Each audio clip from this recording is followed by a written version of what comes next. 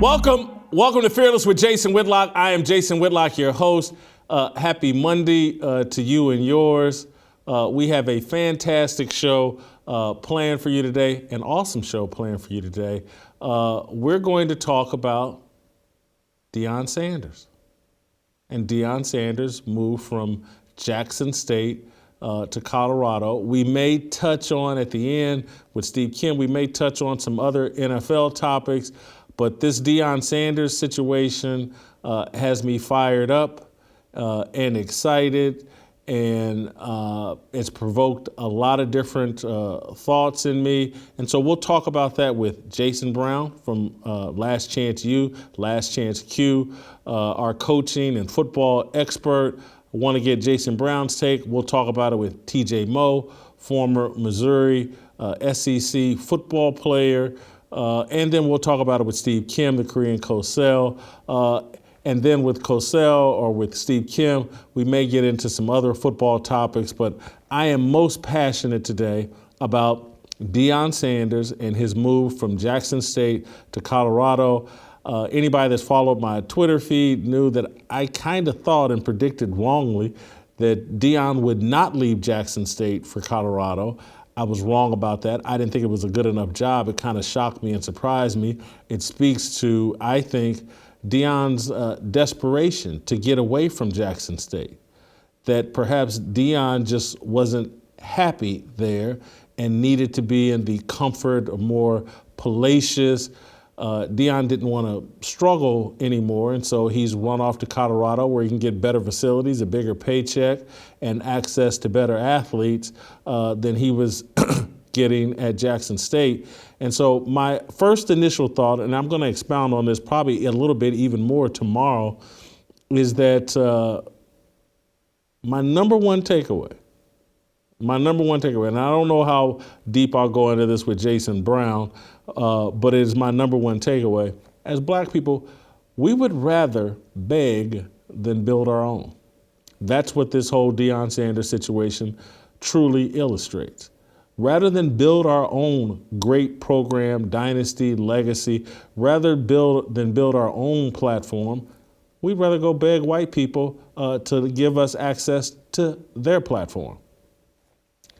That's what this is. Deion Sanders had an awesome opportunity, and not just Deion Sanders, a lot of the black celebrities that you hear running their mouths about Black Lives Matter and diversity, equity, and inclusion, and black coaches just don't get a chance. All these people that are so pro-black. You won't hear one black celebrity today, tomorrow, next week, anytime last week say, oh man, I'm mad Deion left Jackson State because I was going to donate $50 million to Jackson State's football program and athletic program in order to keep that thing rolling. You won't hear P. Diddy say that. You won't hear LeBron James say that. You won't hear Dr. Dre, who gave $70 million to USC. You won't hear him say that. You won't hear Oprah Winfrey. You won't hear any of the people, any of the alleged pro-blacks talking today or any, man, you know why I'm mad Deion left? It's because I was just about to dump a bunch of money into Jackson State and really try to take SWAC football to the next level. You won't hear it. You know why? Because we think that the white man's ice is colder. Period. End of story. And we don't believe in building anything of our own. Period. End of story. You won't hear any of the talking heads, any of the media personalities say, hey, how come black celebrities and people of wealth didn't rally behind Deion Sanders and Jackson State and other HBCUs and see that Deion created a great opportunity to build the HBCU product into something great and profitable and exciting and sustainable for HBCUs? How come black celebrities didn't rally around him? What you will hear is some will complain, oh, Deion ran off for Colorado, or you'll hear him saying, of course Deion left. That's what he's supposed to do. He's supposed to elevate. And it's because anything that's all black, we don't think is any good. So we don't build it, we don't invest in it, and we certainly don't support it over the long haul. That's my number one take. My second take, which I will bring in JB, Jason Brown, welcome back to the show, is I don't think Deion Sanders is going to be successful at Colorado. I hated his speech to his players at Colorado yesterday. JB, I know, at least based on what I saw on your Twitter, you liked it. I want to play an excerpt starting off the first clip that I think is around 50, 60 seconds of Deion talking to his team at Colorado. Let's play that clip and then me and JB will respond. We got a few positions already taken care of because I'm bringing my luggage with me. And it's Louis. I'm coming. It ain't gonna be no more of the mess that these wonderful fans, the student body, and some of your parents have put up with for probably 2 decades now. I'm coming. And when I get here, it's gonna be changed.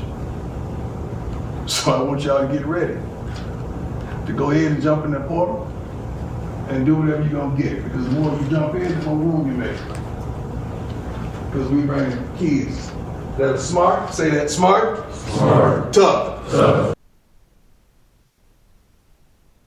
He's telling kids to jump in the portal. The more of you jump in the portal, that's good. And now I want you to repeat after me. Smart, tough, blah, blah, blah. We'll play another, I don't know if we'll play the clip, but he's talking, nobody wearing hats in the meetings, but he's wearing a hat. I'm sorry, I'm coming. This guy thinks he's Jesus Christ. I'm just sorry, man. Coaches need to talk about we, not I. I just don't see this working over the long haul. I think it's great what he did at Jackson State. He recruited more talent than everyone else at Jackson State, and that's why he won. In the Pac-12, he will not recruit more talent than everyone else. He's actually going to have to coach, motivate, and lead. And promising your son and other players jobs before a practice has even been played doesn't work for me, JB. First of all, I think there's a misconception out there on when this meeting was. That meeting you just showed was several days before they even played the Jackson State Southern game. So that people aren't letting you know that. If you listen to what he said earlier, he said, when I get back here, after I finish what I started at Jackson State. I already knew this because, Jason, I have 2 players that start there at Colorado that played for me at Indy on Last Chance U. So I have 2 players there, Chance May and Jamar Chase. They both play there. And so that meeting right there was held several days before he even left Jackson State. So that was all on the wrap. He was already there. Everyone knew he was taking the job. People were asked not to say anything to anybody. So when he said the hat thing, he did say that when I get back here, we are going to have no hats. Now, hopefully he does not wear one. Good point by you. So that was before he even was the head coach there. A lot of people think that happened yesterday. So hold on, JB. Are you sure about this? The athletic director introduced Deion at that meeting. And you're saying he did that before it was officially announced? Yes, they kept it on the wrap because the AD mentioned that Sunday we were going to have a live press conference, which they did have yesterday. And if you look, what was he wearing? That was 3 days before the Jackson State game. He was already accepted the job. Remember, I got a best friend on the staff. I got 2 kids on the team. That was before he even said it in that speech right there. He said, I have to finish what I started when I get back from Jackson State. I thought he's talking about the Celebration Bowl. They got a bowl game they're playing in. No, he's talking about Southern. So they played Southern that day. So this is what I've been told. So I don't know if he's going to come back from that thing. I heard he was not coaching anymore. I heard that the TC cat or whatever was taking over the team for their last game. So I don't know. I kind of find it hard pressed for me to be wrong on this one unless they told me something false. But from what I understand, that was before their Southern game, and it was already a deal because the AD was announcing it on Sunday. The part that I liked was him addressing it as far as saying you can jump in the portal. The reason I say that, Jason, is being around these guys so long and doing this so long and rebuilding programs, he has nothing to lose. That place is a losing program. And to be honest, I had Matt McChesney on my show this morning, and we went into this deep. I hear what he was saying as another white dude. He was basically saying, we're the only university in America to hire 3 black coaches. This is the 4th. And all that is good. But the previous 3, John Embry, Carl Durrell, and Mel Tucker were atrocious. They were awful. And so that to me is not as impressive as what Deion did for the SWAC and HBCU. And for him, in my opinion, for him to be slaughtered on Black Twitter and getting basically being told he's the devil by many black folks on my show is unbelievable. I was told on my show today he should be ashamed of himself. He let the blacks down. And I'm sitting there thinking, did Stephen A. and Ryan Clark turn down the Philadelphia Globe Inquirer or whatever to turn down ESPN to stay there? Or did they leave for a better opportunity at ESPN and these bigger platforms? I'm just kind of confused on what brothers want for other brothers. Are we wanting to succeed and elevate, or are we trying to hold these cats down? And I say we. I think your ears are tuned different. Your ears are tuned different, JB. And they should be. I'm not criticizing you for that. Yeah. But what people are disappointed is like, hey, if Deion leaves for a great job, no problem. He left for one of the worst jobs where, just like you said, it's been Death Valley for every coach that's taken it since Bill McCartney. And it's certainly been Death Valley for every black coach that they've brought in there. And so, Deion made a point, and I may not get into this until tomorrow, but in his speech, he said something about how lucky these kids were to be there with these great facilities. And then he said something about, and no crime. And it's just this little small thing where he said no crime. And what he's saying is, unlike what I was dealing with in Mississippi, and what he's taking a dump on Jackson State, and this is, my ears are tuned different. He doesn't want to do the hard work of turning Jackson State into a premier football institution. And I think he had a chance to do that if the black celebrities that love to talk how pro-black they are, if they dumped their money into Jackson State. And so what Deion is leaving for is what black people do all the time. That, you know what, I want to go work at that white institution where their alumni and white people actually support that institution. Black people, we don't support our own institutions. And he said they're crime-ridden, and I want out of here as fast as I can. That's what's irritating people. Yeah, but you said something that kind of resonated. You said that he could have turned them around into a power. He did. He did as much as you can do. Like, there is no, not even close. There's no way you can do more there. Jason, you said a big if. Where is Jay-Z, LeBron, Beyonce, Oprah, Snoop, Cube? Where are they at? I talked about it this morning on my show. If they gave money, then that's a huge if that we just didn't have happen. Now, I'm going to be honest. I got a guy on the staff. I'm going to tell you what my guy on the staff said. Very reliable. He said, JB, Deion went out and asked people of the LeBron statures and these type of guys in the business that are black African-American people that are billionaires. Hey, man, it ain't going to be another figurehead like me as a black coach coaching black men. There's not going to be another one of me. This is your time to jump and get in here. You want me to stay? You want to do this and make a change? Let's start dumping some money. No one did. Chirp, quiet, crickets. So what are you going to do? Stay there and be in a JUCO facility and not move up? Or are you going to No. Let me tell you what he did, JB. He did it behind the scenes, not publicly.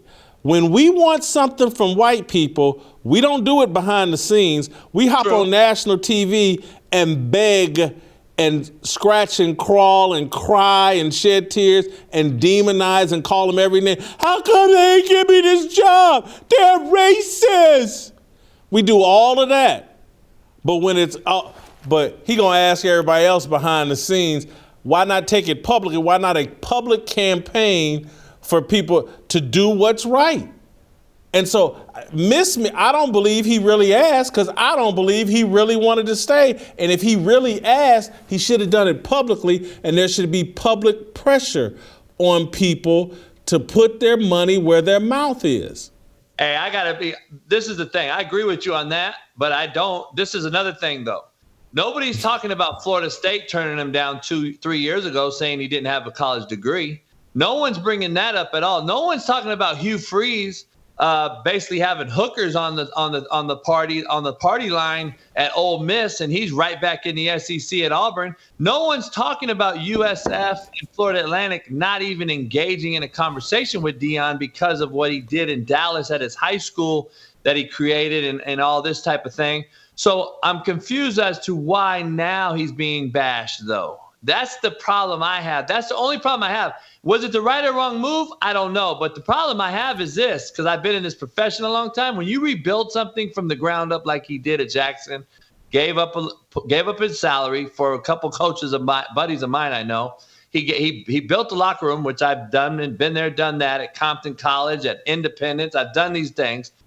It's only so much you can do, and it wears on you when no one else puts in. And if these other people aren't going to put in, including your own administration, and they just think, oh, you're Deion Sanders, you're God, you're Magic Man. At some point, you're going to be like, you know what, screw you. Go ahead and figure it out when I leave now, and figure out how bad you miss me, right? Independence, I think, won 3 or 4 games this year. So, like, I'm just saying, people don't understand. Like, you will miss me, but while you have me, I'm giving you an opportunity. I went through a COVID year with you. I brought in the number 1 player in America. I brought my sons in here. We went 12-0. We have 60 minutes here all the time. We've been on ESPN Game Day, College Game Day. We are on TV. When have you ever been able to turn on ESPN Southern play Jackson State on TV? And besides Deion, who's the most instrumental SWAC black college human being ever? Who is it? Coach Eddie Robinson. Eddie Robinson. So Eddie Robinson, then you got Steve McNair, Jerry Rice, T.O., Walter Payton. And there's some others, but Deion Sanders is arguably the most instrumental person to ever walk into that league and that conference. And you got national notoriety on that place. And for no one to jump, like you said, yes, he could have came out and made a public campaign, but he made that mistake. I don't know if I hold him to why Deion, why is he the one that has to stay there? Eddie George is in the league. Eddie George is there. I don't think he has to stay there, but to run out for Colorado and to never really go out and pursue what could have been done, and everything's done behind the scenes, miss me with that garbage. Let me play another clip. This is a 2-minute clip of Deion talking, I believe, to the players. May have been at the press conference. I can't remember. Let's play this clip. Now let's get to business. You know, at Jackson State, we got out of the league. I'm still gonna believe, because I've been believing ever since I was a shorty. When I told my mother at the age of 7, I was gonna make a lot of money, I was gonna be rich, and she was gonna never have to work another day of her life. And my actions lined up with that belief. And I had to stop believing. And I have a problem when young men with everything in front of them don't believe. That's a problem for me. Tremendous problem. Because you can rescue your mama, you can rescue your father, your friends, your loved ones, the homies, anybody who's looked out for you. You have the ability and opportunity to do that, but you gotta believe. It's a spirit around this team, around the school, that is not traditional. In some kind of way, you guys have accepted it and you begun to be complacent with it. And even some of the guys that aren't here that's supposed to be here, those are the ones. All this gonna stop. I still have unfinished business to do at Jackson State because whatever I start, I'm gonna finish. And we gotta go win this championship. We gonna do that. But then shortly thereafter, I just want you to know, I'm coming. Not to compete, but to win. Not to show up, but to show out. Not to be amongst the rest, but to be the best. I'm coming. I'm flat out coming. This is real. This ain't no ESPN or this ain't one of the networks you just happen to see me on. I'm right in front of you. You know why? Because I'm coming. I'm coming to restore, to replace, to re-energize some of y'all that are salvageable. I'm not gonna lie, everybody that sit their butt in the seat ain't gonna have a seat when we get back. But I'm coming. See, that's why my kids were telling me that's why. You know, a couple guys didn't even show up to his meeting because it was a couple days prior. So he was pissed about some people not showing up, some players not showing up. And that's what I think he went on the rant about. Okay, you go I ahead would have walked out. I would have walked out.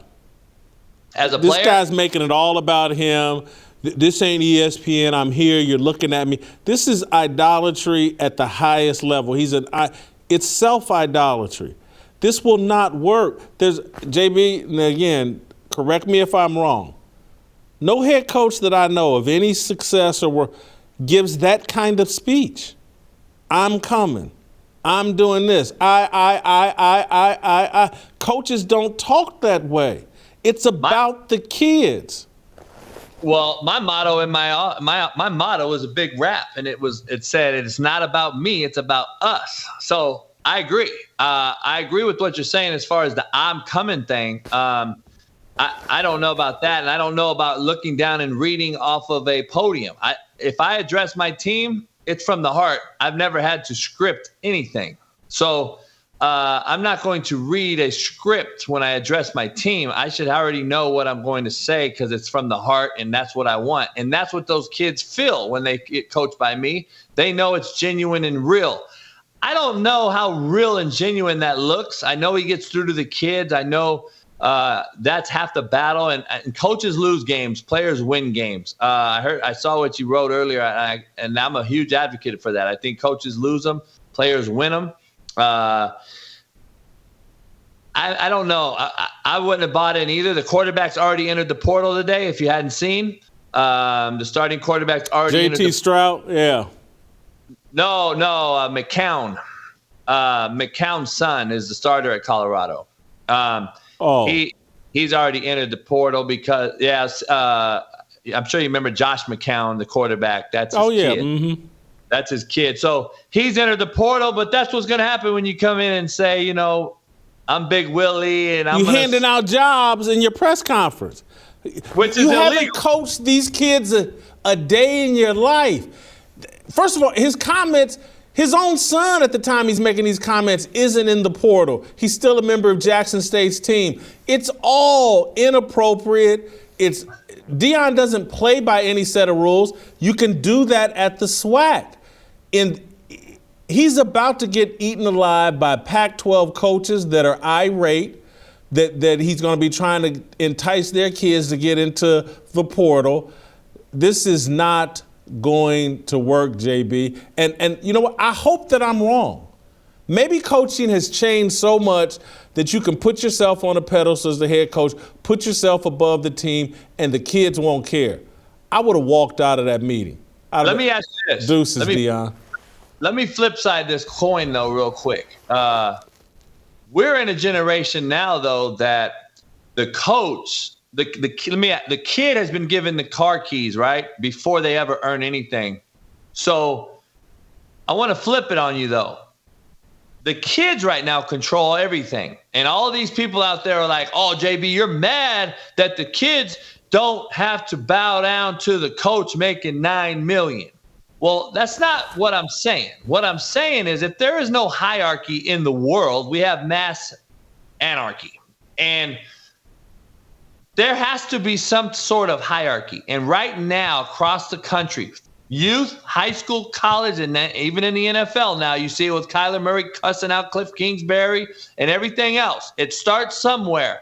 And we are begging these kids to Trae Young right now at the Atlanta Hawks. He didn't want to show up for a shoot-around, so he don't come to the game. Like, come on. So, like, now we're seeing it trickle upwards. So when do we get it back is my question, Jason. So when do we say, you know what? I'm tired of begging your butt. And you still enter the portal anyway, Jason, after we lose our integrity as a man by begging you to stay. You still enter the portal. By the way, Jason, an update. Today's Monday the 5th.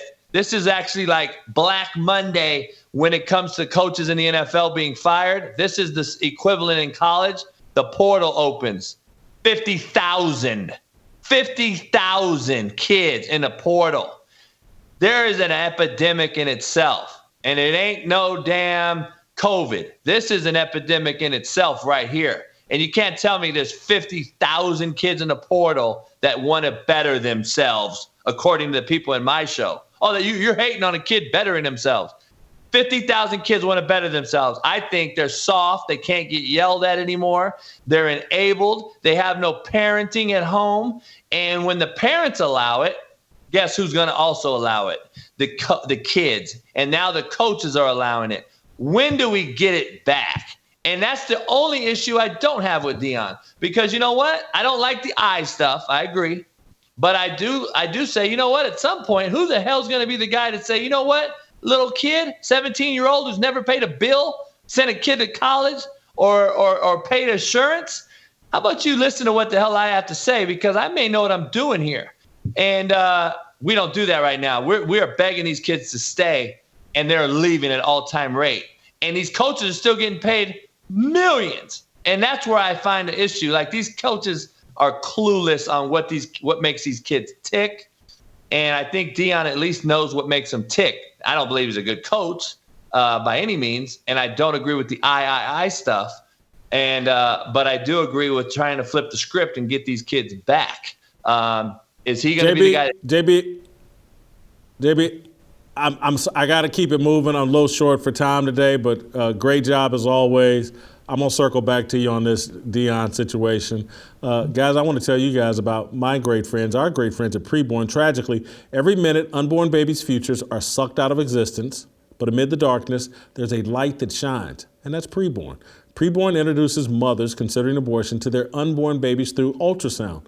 Once they hear that heartbeat and see the precious life, 80% of women then choose life. Preborn pregnancy clinics are positioned in top abortion areas where most abortions still take place. But Preborn doesn't stop there. They love and support these mothers with maternity clothes, diapers, counseling, and so much more for up to 2 years. If you want to do good this year and help save the lives of the innocent, you want to do Preborn. Preborn is completely dependent on you, the pro-life community, as they fight the giants. For just $28, you can rescue a baby's life, or $140 sponsors 5 ultrasounds. And now, through a match, your gift is doubled. 100% of your donation will go towards saving babies. Our goal is to save 50,000 Blaze babies. Will you join us? Just dial pound 250 and say the keyword baby. That's pound 250, keyword baby, or donate securely my way. Preborn.com/Jason. That's preborn.com/Jason. All right, you can email us at fearlessblazeshow@gmail.com. TJ Moe on Deion Sanders. Next.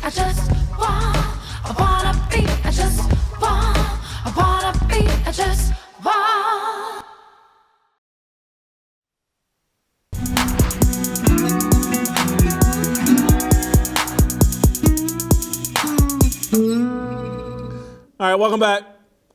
Let's go to a man, TJ Moe, who played in the SEC, played at a Power 5 school, played for Gary Pinkel at Mizzou. Gary Pinkel just went into the College Football Hall of Fame.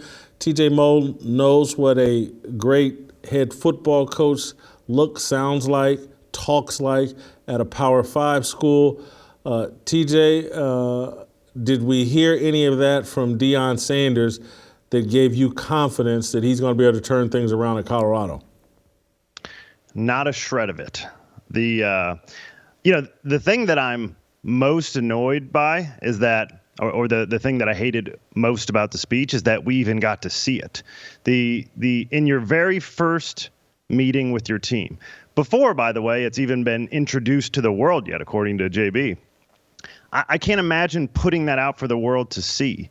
You know, when I was in New England, our very first meeting, which was not televised, by the way, Belichick came in and said, look, if you've got My Face or InstaFace or Snapface, he didn't even know what they were called. He said, delete them now. That's not going to help us win football games. And he was well aware that social media and letting everybody know what we're doing all the time is not how you succeed. It's like Deion putting that out there is telling everybody he's not serious about winning football games and building men. He's serious about getting Instagram likes. And I can't stand that. And all of the players could feel that. You know what? It was probably the most narcissistic speech I've ever heard from a head football coach. I actually went back and counted because I was so annoyed. He said, I'm coming 21 times. It's like, and in his defense, he's been coddled his whole life because he was a superstar athlete. He was introduced by the athletic director as Coach Prime. How about Coach Sanders? Would that be okay? And then further, when Deion starts as though it's some acceptance speech to get into the Hall of Fame, and he says, this never would have been possible without this guy. He says, I love you. And the guy speaks up, I love you too, man. It's like, all right, we're already off on a really bad foot here. We've got this athletic director is a loser, and he is enabling this narcissistic behavior. But it's like, look, if you're sitting in what ended up being an audience, but if you're the players, you're thinking, we're not here for you, Deion. You're supposed to be here for us. Why do you keep talking about you? You're coming in to help coach Colorado. We were here before you. And so we've been committed trying to make this a good program, and you're supposed to be helping us. Football's not an I sport. Football is a we sport. How about we are coming? And everybody should be looking out for us as we build this. Another thing, Belichick just had a milestone win last year, year before. He's like second all time. And what he said was, players win games. I just try to put you in the best position. I try to cultivate a culture for you guys to win. And so thank you guys. I've had a lot of great players. That's the greatest coach of all time that's saying that. And Deion comes in and says, I'm coming 21 times to a group of people that he's never met.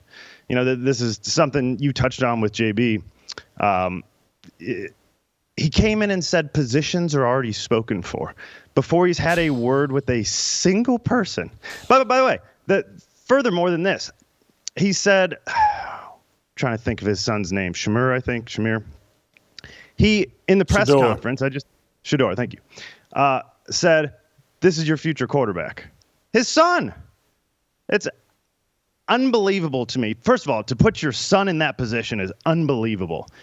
So now no one will believe when he is eventually named the quarterback, there will not be one person inside or outside of the building that believes that he earned it. He announced it in his speech in front of the media. Unbelievable to me. But he says he's coming with luggage, and it's Louis. How about every position is open, and we're going to succeed with the right players, the right cultures, the right work ethic, everything we're going to do. I'm here to bring it to you, not because of me, not because I'm prime time, but because I've been to championships. I was a good player. I've also been around some of the best coaches to ever live, and I know what sort of culture it takes. I'm going to provide that to you so you and we can win championships. I'm telling you, it was one of the worst speeches I've ever heard. So everybody listening to that, who isn't calling you racist, and you're not, everyone who isn't doing that is saying, hey, what about all the games he just won at Jackson State? He just went 12-0 at Jackson State. You can't tell me he doesn't know what he's doing. He just has a different approach. It worked at Jackson State. Why won't you believe it's going to work at Colorado? Well, if you believe Brittany Renner is helping you win football games, and I don't have a whole lot to talk about with you, have that conversation with me when Lincoln Riley puts 100 on him in next year at some point. I don't even know if they're on the schedule in the side of the conference, but I'm just telling you, these guys are going to have a target on this dude because one thing that Coach Pink always used to say is, we're not changing. We're not doing it. Everybody's telling us we should do this and that. Our fundamentals work. There's a way to do it. There's a way to win. And he wasn't saying, hey, we're not going to throw the ball more this game, or we're sticking with this 4-3 defense and we're not blitzing. What he was saying is we have fundamentals. There are ways to win. There are ways to succeed. There are ways that we can get after it. And that's what we're going to do. And so we've seen these me guys. They all flame out. The guys that are all about themselves and talk frequently about themselves. Deion's acting like this is 1993 and he's playing for the Dallas Cowboys. Call me racist. I don't have a lot of empathy for a guy that should know what it's supposed to look like, right? Whatever happened at Jackson State, to answer that directly, he's playing with a bunch of recruits that could have been playing at Alabama, and he was playing against a bunch of kids that shouldn't be at Alabama, and that's how you win those games. And also, you can do things for a very short time. He may have. This is not an attitude. If he gets to the place at the highest level, which Colorado is not the highest level, but if he gets to a place at the highest level, if he ever got an SEC job and he had to play in the SEC West, he would understand that it's about the players, and I have to create a culture for them to win. And this culture that he's creating, I guarantee you, is not anything that leads to success. There was not a single ingredient in that speech that would lead to the proper culture for success. Look, Texas A&M has a bunch of talent. They didn't win this year. The culture has to be right. And and again, I know that's SEC. But in the Pac-12, Deion's not going to have the talent advantage disparity that he had at Jackson State. And let's say he does have more talent than everybody else. It still won't matter at the level he's playing at right now, because again, those kids have to be developed, cultivated, the chemistry has to be right. There's all kind. Listen, man, he's not going to get away with what he did at that press conference forever. You can say all those things at Jackson State. Yeah, my kid who's not in the transfer portal is still a student at Jackson State. He's going to be our starting quarterback. That's against all the NCAA protocols. It's the kid's not even in the portal yet. And again, he's been allowed to play by his own set of rules. Man, I'm telling you, it sounds like I hate Deion Sanders. I've liked Deion. For a supremely talented, and he's in a conversation as, I bet, for one of the 100 greatest athletes in American human history. And I say that in all sincerity. He played baseball and professional football at a very high level. He played football at the highest level. He didn't work extra hard, and that's why he ran a 4.140. That's God-given talent. He was kissed in the womb by God and all the athleticism.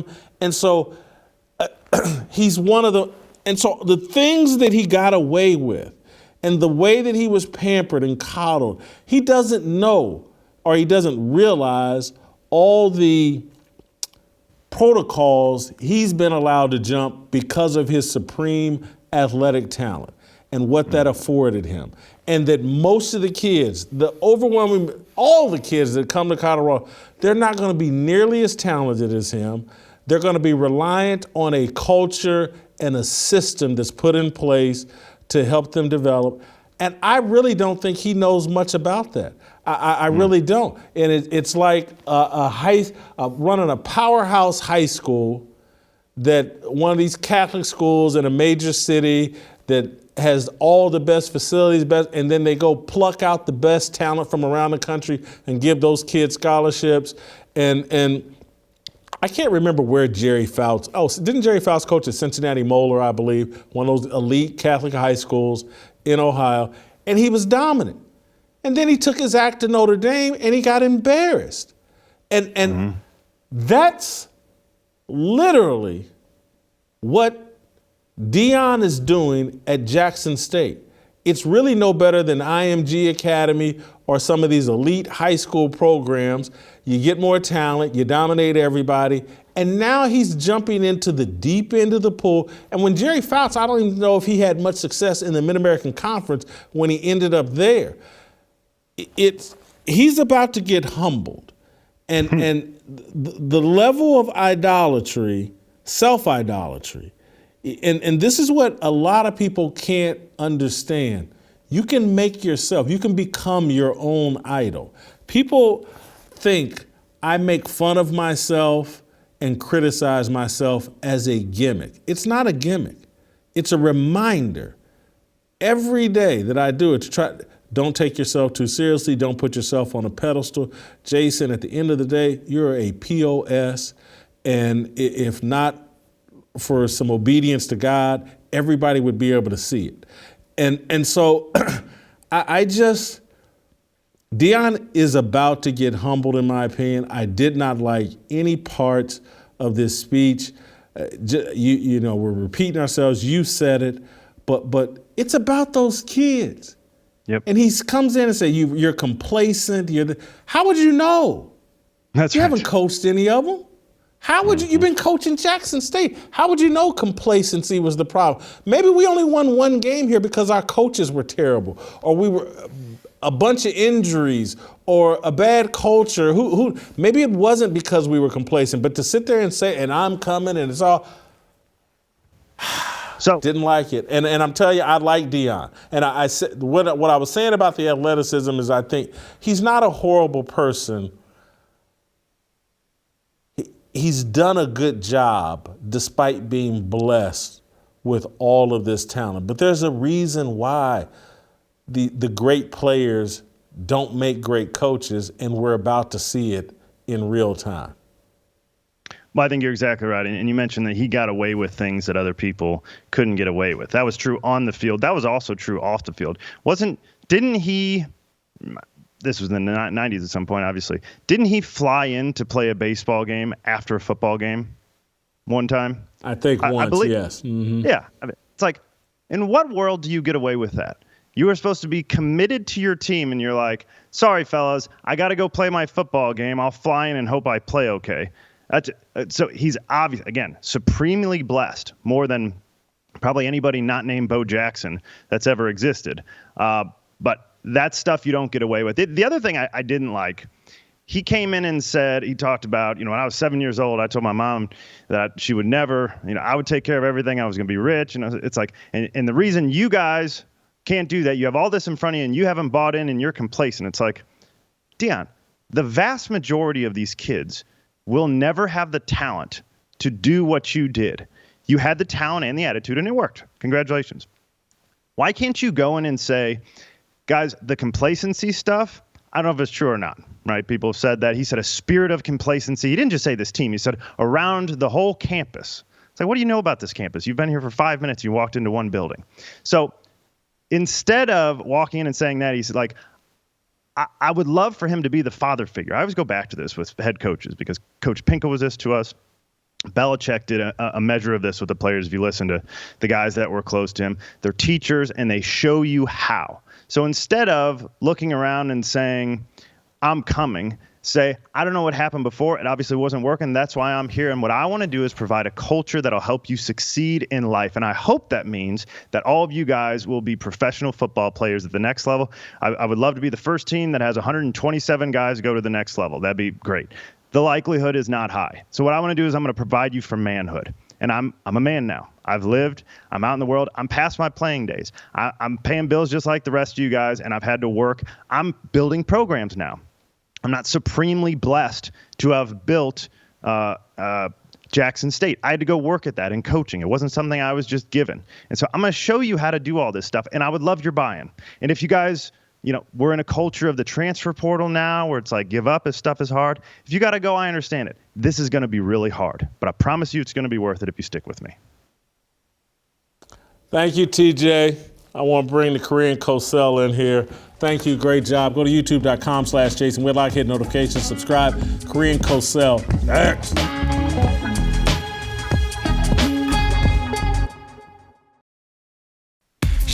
모두 다 빨리 박수 쳐 기다리지 말고 서둘러 Reason that I'm back is to feed you raps I see that you are 배불러 So fly All right, welcome back. Let's go out to Los Angeles, bring in the Korean Cosell. I want to continue my Deion Sanders conversation. Cosell, I'm gonna make you talk about a black issue first as it relates to Deion. Let's play the clip of Deion talking about being black. I know you're an expert on that, Cosell. So here's Deion Sanders talking about being a black coach or whatever. Let's hear this. The thing that alarms me the most is just because I'm leaving Jackson, they think that I'm leaving African Americans. I don't know if you noticed or not, but I'm black. I can never leave who I am and what I am and how I am and how I go about being that.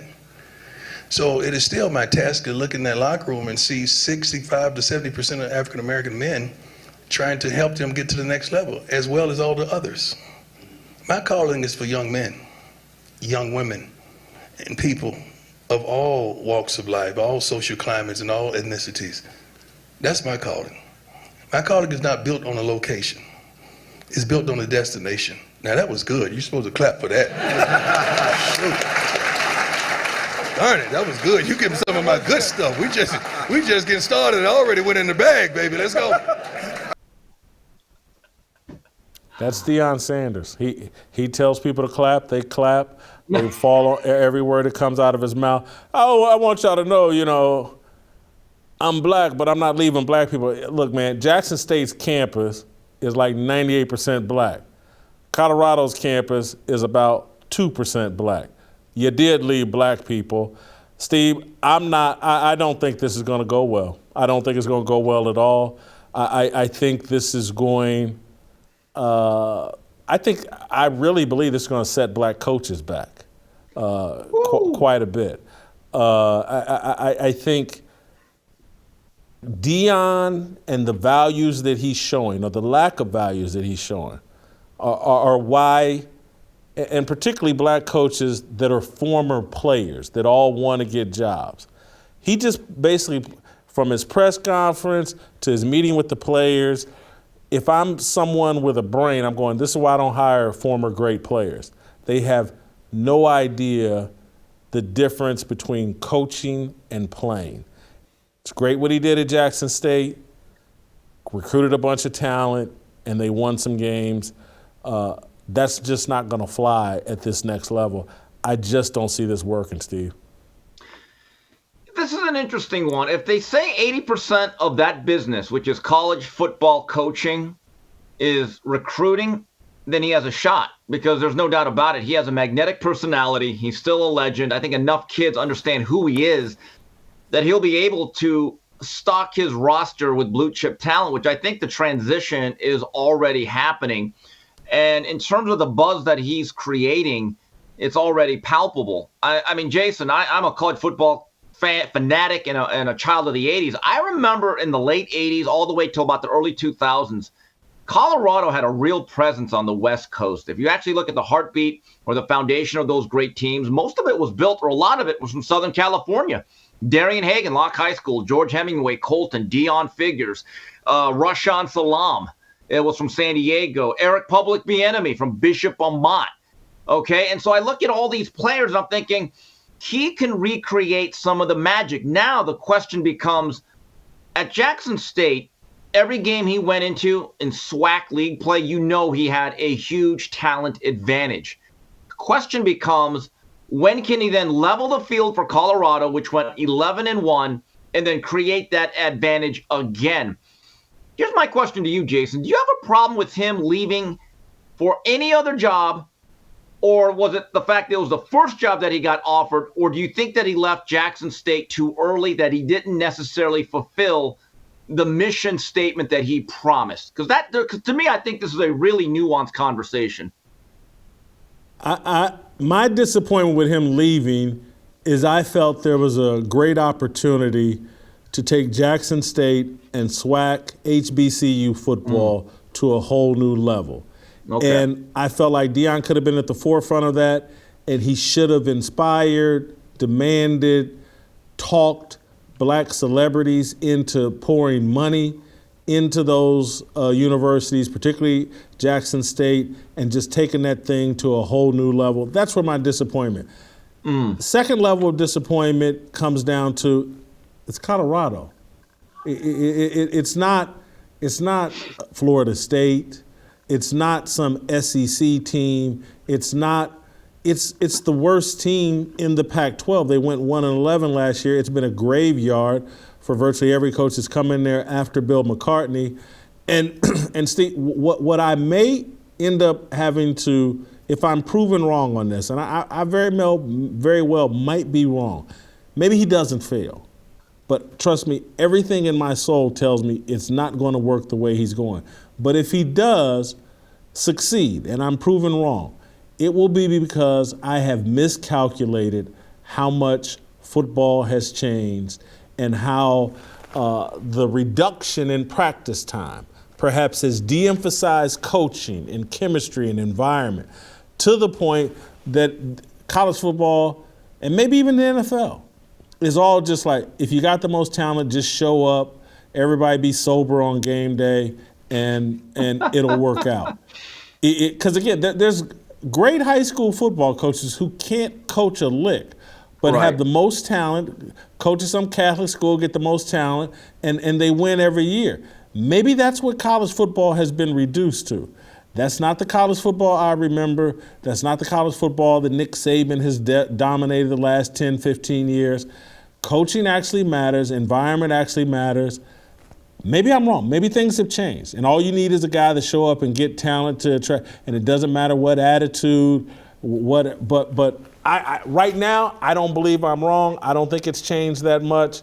I just don't see this working. And again, as it relates to a problem, with him leaving, if he had left for something better than Colorado, I'd have less of a problem with it. So there's a couple things. Number one, in terms of the era that he's coaching in, transfer portal and NIL, if there's ever a time for Deion Sanders to succeed, I believe it is now, because he is still very much a brand. Okay? But let's go back to the original premise of my question. I was on a stream a couple days ago as this news broke with a gentleman by the name of Coach Hayes. Does a great YouTube channel talking about football. He coached high school and college, and he's a black man, and he went to Hampton, so he's an HBCU guy. And he expressed disappointment to me that, look, I'm rooting for Deion.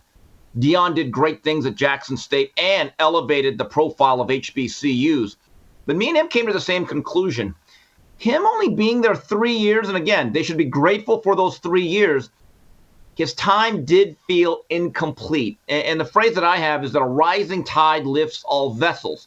Now, we know that his tenure at Jackson State certainly lifted Deion, certainly lifted Jackson State, but did it lift the rest of the SWAC and the other HBCUs that he wanted to really shine a spotlight on? I don't think so. See, both things can be true. I don't have an issue with anyone taking more money or a better job. We do it all the time. We are capitalists. But keep this in mind. It's not me, you, or Coach Hayes putting these expectations that, hey, you have a duty to fulfill, and it's a calling, as he called it, a calling to help and to lift the HBCU industry. We didn't say it. He did. And see, that's where I do actually understand some of the disappointment, because this has been a polarizing thing on social media. There's Shannon Sharp on one side, Roland Martin on the other. A lot of YouTubers I've watched, they have like disparate opinions about this. And I think both things can be true. Deion did some really good things for the HBCU, Jackson State, and let's be honest, for primetime himself. But did he necessarily fulfill the destiny that he laid out for himself? I would say he probably did not. See, I think he elevated Deion Sanders and nothing else. I think Jackson State got elevated for 3 years, and now they're going to be forgotten about, moving forward. I don't think, and he didn't do anything for HBCUs. I think there was a great opportunity. I can't put it all on Deion, because again, right. I put it on LeBron James. Right. Jason, he took the task of just coaching one program to say, okay, Deion, you really have to do this for everybody, and you're stuck here for 10 years, come hell or high. I don't think that's fair either, though, Jason. You're right, because where are the other celebrities? I'm not saying that stuck push here. This? I'm not saying stuck here, but I'm tired of everybody putting on their Black Lives Matter flags, everybody talking about how pro-black they are, Deion at his press conference talking about, I haven't left black people, there's still going to be 60% of this team black. Deion had a chance to do something for all the students at Jackson State, not just the kids on the football team.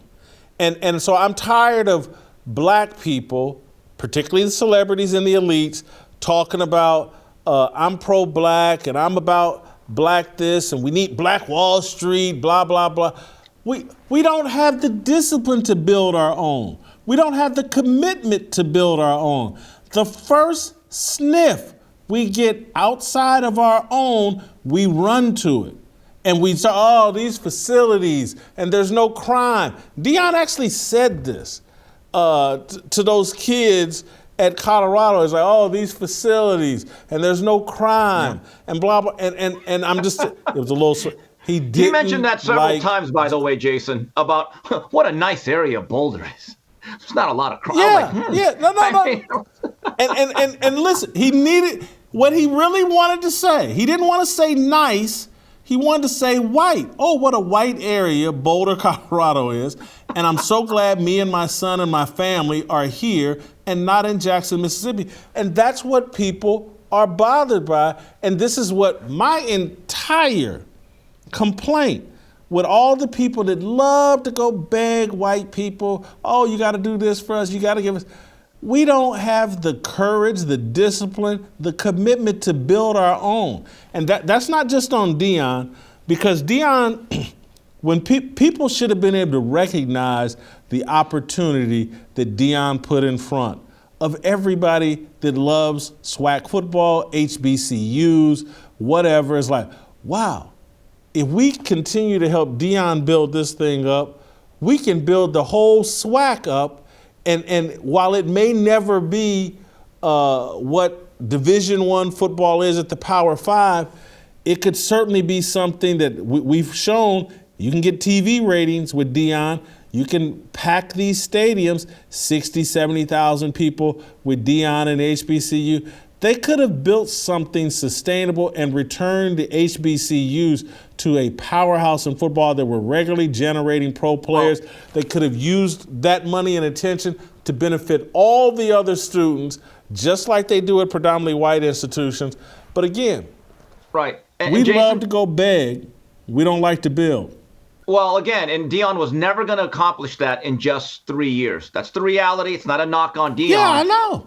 And so, but Deion told us that I think his intentions during the 60-minute feature that was done about, 2 months ago, he said if a better, bigger, more lucrative job comes, and again, I don't know how truthful it is, but he said, look, I can't just think about me.